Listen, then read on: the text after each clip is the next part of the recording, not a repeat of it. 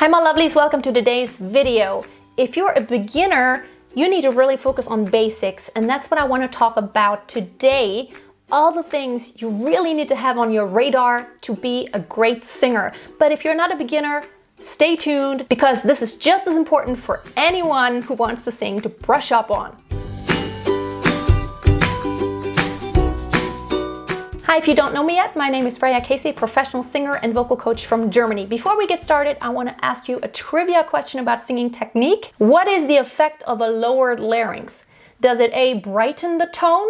Does it B, darken the tone? Does it C, minimize vibrato? Or does it D, increase volume? Stay tuned until the end to find out the answer. Okay, number one, you must lift your sternum, relax your arms. You can do this standing or sitting. Ideally, you will be standing just because I'm at the piano.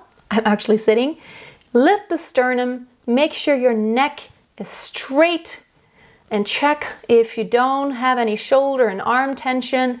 Let the arms dangle by your side. That is the best way to get used to it, because then you can just do whatever you want with your arms at some point and not have to do like this or be stiff or do anything with your arms. So get used to not having to use your arms because you don't need them to sing.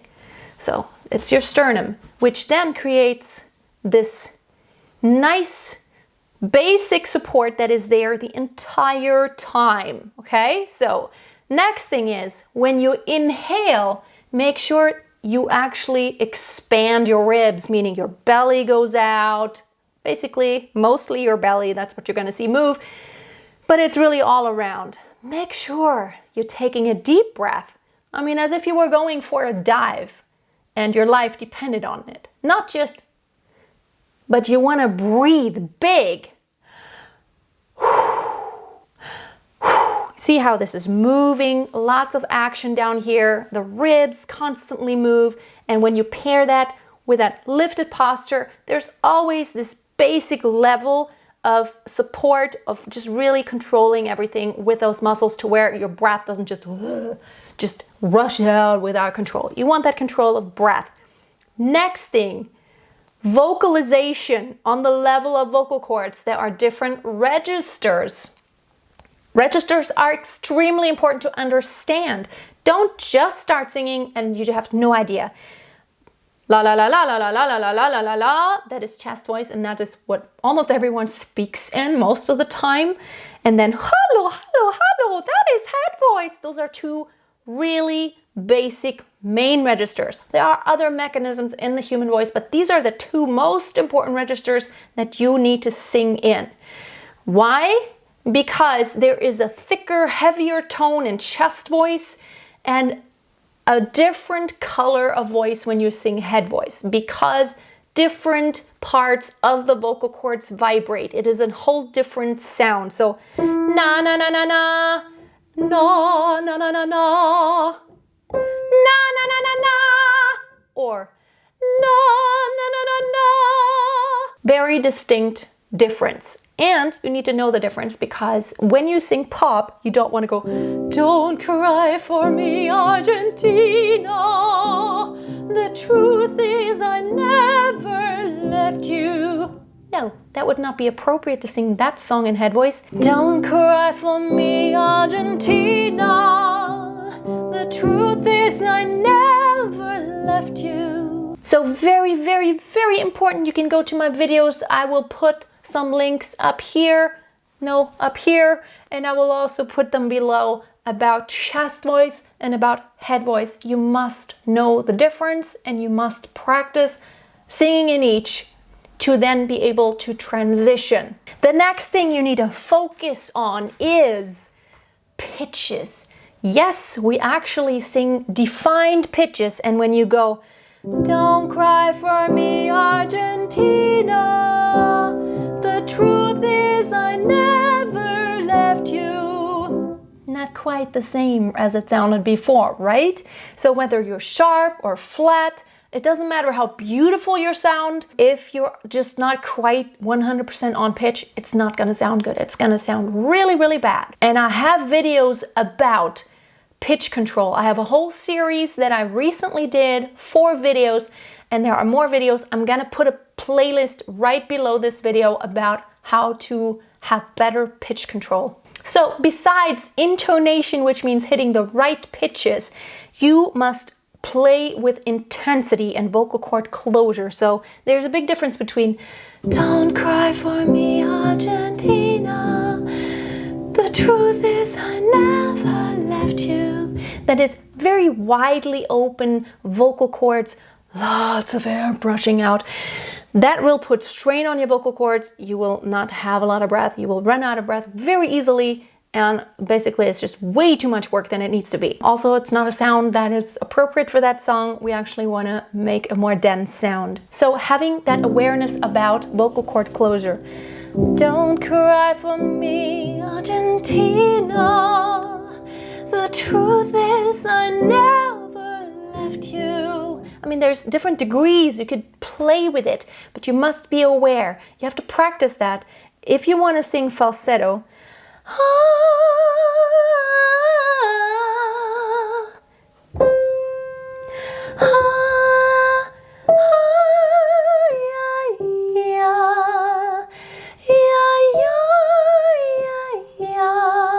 you can't achieve that sound when you have that tight vocal cord closure and compression the entire time. Even if you sing softly, it's not going to sound falsetto.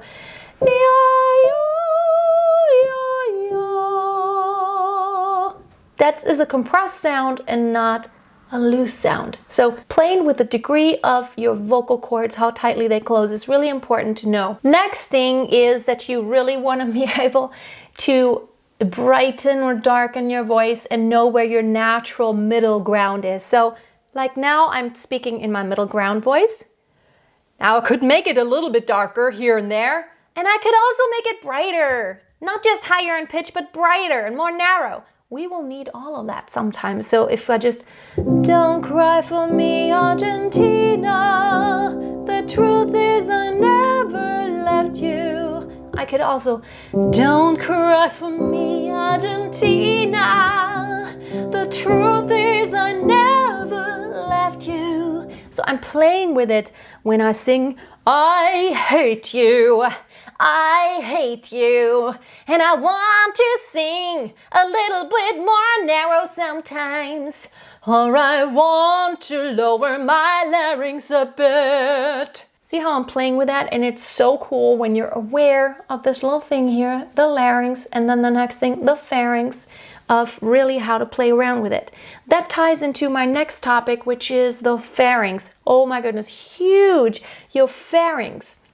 It's that entire space in your throat, back here, way back here. And you can't see a lot on the outside when you move it, but it makes a big difference. So whether I'm doing, sorry, my dog is walking around.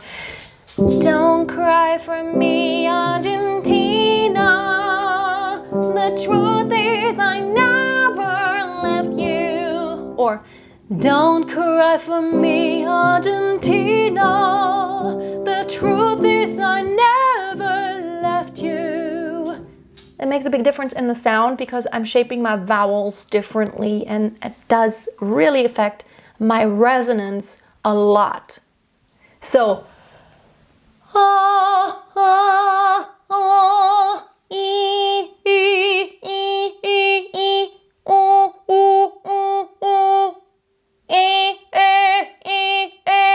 so that is this entire area back here, and I have videos about that. I will also link them below. These are all topics you need to cover, and I just want to let you know all the things that are really relevant and important that you need to work on from time to time, unless they're so automatic and they work so well for you already that you don't have to think about it anymore. Highly unlikely that all of these topics are. I have to work on this all the time also and focus. The next thing is your jaw. So important. You want to get used to move your jaw as little as necessary, as much as you have to.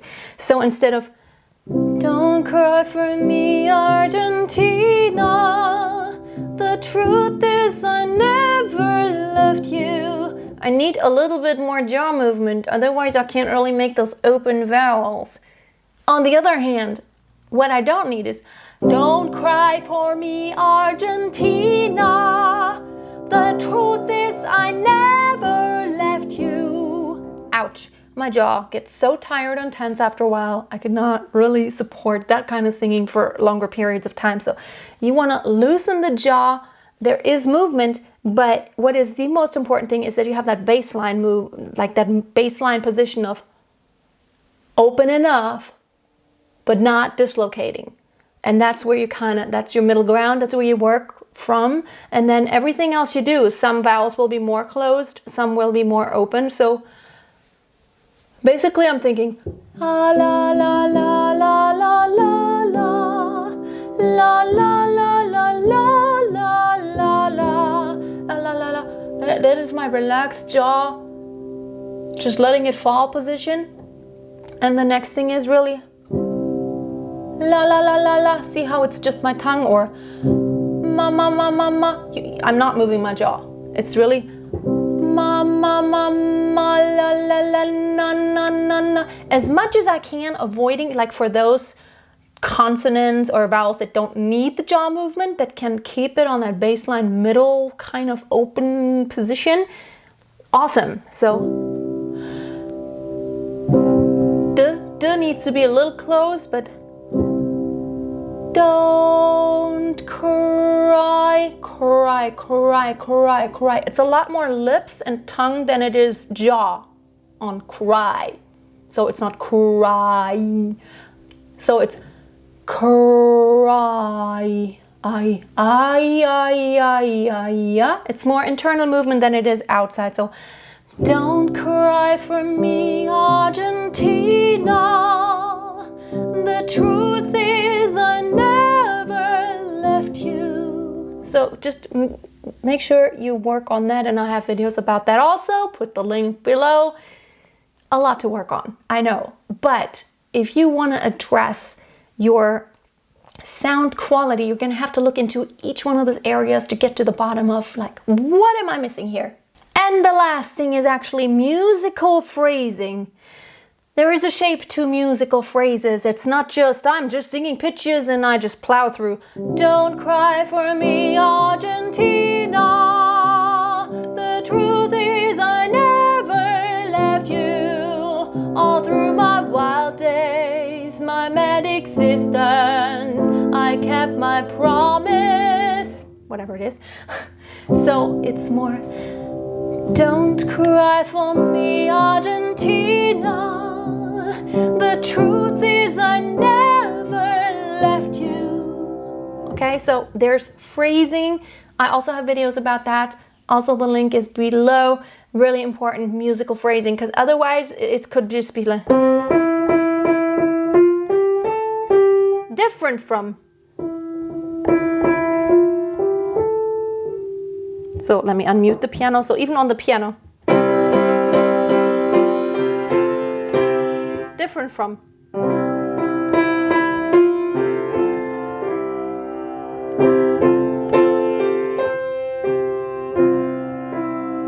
See, phrasing is really important, not just for singers, but for every musician. And as a singer, you are a musician. So these are all the topics that I think are extremely important if you want to be a great singer. This goes for beginners, this goes for advanced. If you're still a beginner, you have an advantage because you can get things right and you can't just don't get into bad habits. You can already start doing it right from the get-go. It's going to be awesome. If you already have established a lot of bad habits, it's going to take some time to uproot them and to bring in new good habits. So let me answer the question that I asked you in the beginning. What is the effect of a lowered larynx? Well, a lowered larynx will darken your tone. Hello, it is a darkened tone.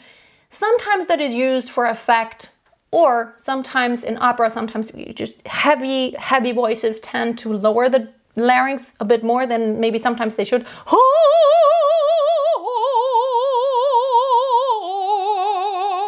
It is a quick way to get more voluminous, but basically it does really darken the voice. So thank you so much for watching today. Give the video a thumbs up if you liked it and share it with someone who may also benefit. Check out all my free resources on my website, masteryourvoice.tv. I have tons of really cool stuff there, including a 30-minute audio warm-up program that you can download, including a checklist that you can get as a PDF where, you know, once you know the exercise, you could just check off every day and just see if you've covered all your bases. Thank you so much for watching today. Have a most blessed day. I hope to see you next time. And until then, always keep a song in your heart and always keep on singing. Bye. Let the sky fall when it crumbles.